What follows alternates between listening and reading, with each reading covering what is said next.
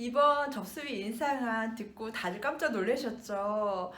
80% 이상 인상이 됐어요. 어떤 물건이 한 번에 80%가 올라가요? 이거 어마어마한 거거든요.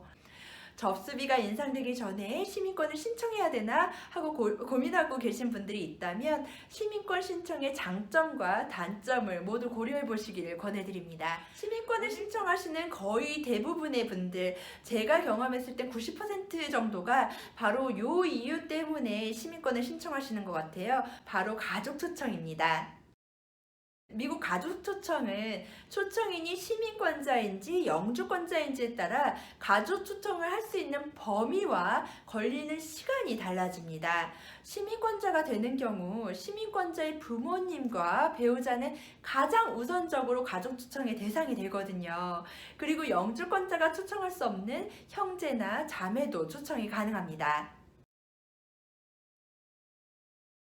영주권자는 미국에 살고 세금을 내지만 시민권자와 달리 투표권이 없다는 것은 다들 알고 계실 거예요. 그래서 살고 있는 지역의 교육, 행정, 복지, 나와 직접적으로 연결되는 업무를 하는 시장이나 아니면 선출직 공무원 혹은 대통령에 대한 투표를 할 수가 없습니다. 시민권을 취득하게 되면 선거에 참여하실 수 있습니다.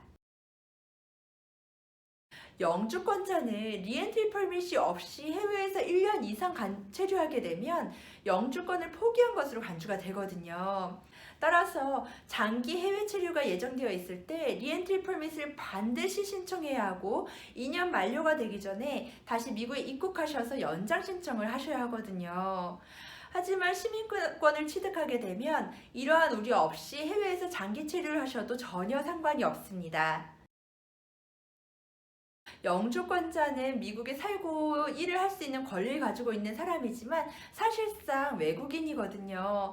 영주권이라고 해서 영구적인 권리가 절대 아니에요.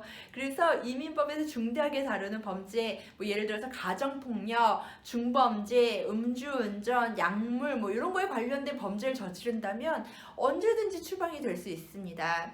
하지만 시민권자는 추방이 될 수도 없고 시민권 취득 자체가 불법적이지 않았다면 시민권이 박탈될 수도 없습니다. FBI와 같은 일부 연방기관은 시민권자만 채용하고요. 뭐 항공, 무기, IT와 같이 국가 보안과 관련된 영역이라면 미국 시민권을 취업의 조건으로 하기도 합니다. 또한 미국 육군사관학교와 같이 일부 특수학교들은 시민권을 입학의 조건으로 하기도 합니다. 따라서 시민권 취득 시 자신 혹은 자녀가 미국 내에서 더 많은 선택권을 가질 수 있다는 의미가 됩니다. 이거는 아이가 있는 경우에만 적용된 장점이지만 시민권을 취득하는 시점에 자녀가 18세 미만이라면 부모의 시민권 취득으로 자녀분도 같이 시민권을 취득하실 수가 있습니다.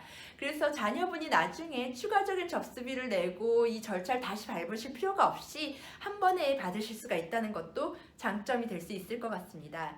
바이원 궤도 풀이 같은 거예요. 부모님이 시민권을 따면 그냥 18세 미만 자녀분도 시민권을 딸 수가 있는 거죠.